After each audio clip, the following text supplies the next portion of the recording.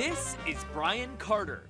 See, it don't matter. A musician at the top of his game, described by the New York Times as a Juilliard-trained jazz prodigy.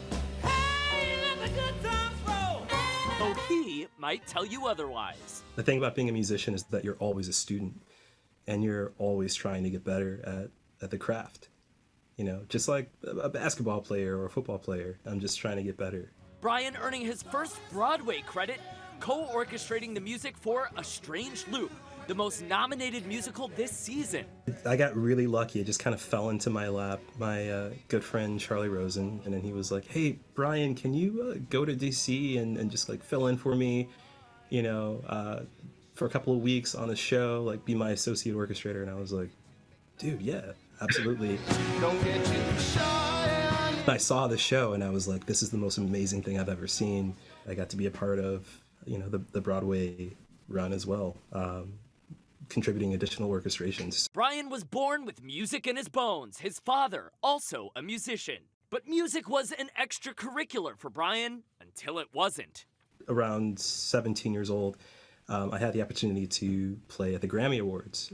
I think that kind of confirmed for me that this is what I need to do with my life. Sitting on stage at the Grammys instead of sitting in Algebra 2 class, that's what did it for you? It was like, which one is better? I think it's, I'll take Grammys, yeah.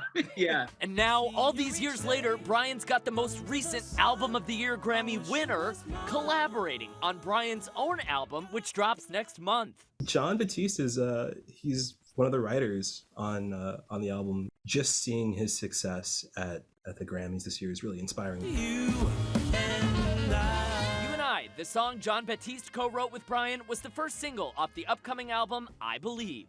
It has been a labor of love, and it's been in the works for 4.5 years now. The takeaway should be that there's no right way to figure out who you are.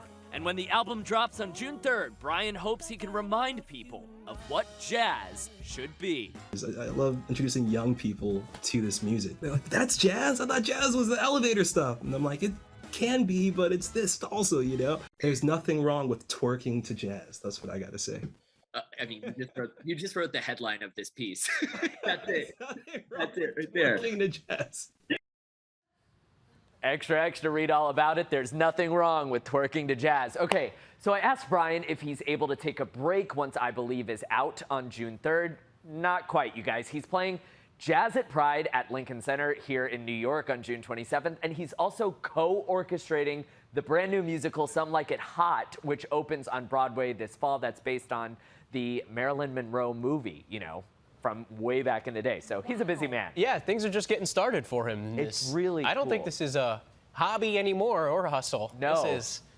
He's a superstar. Yeah. And Jon Batiste wrote on his album? Isn't that so cool? And for Jon to have just won Album of the Year at the Grammys and now they're working together, jazz is officially cool again. I know it was never not cool. I know it was never not always cool. But it's all right? cooler than ever. You know? Feels There like. you go. It's cooler You got to than listen to ever. the legends. I love John the little- Coltrane, Maynard Ferguson. I mean, Look at this, Yeah. Andrew Dimbert. well, yeah. He needs a little That's still studio going to in his be, apartment like we you know, saw his. that's barely a hobby or a hustle. Hey, we'll take it. It's cool.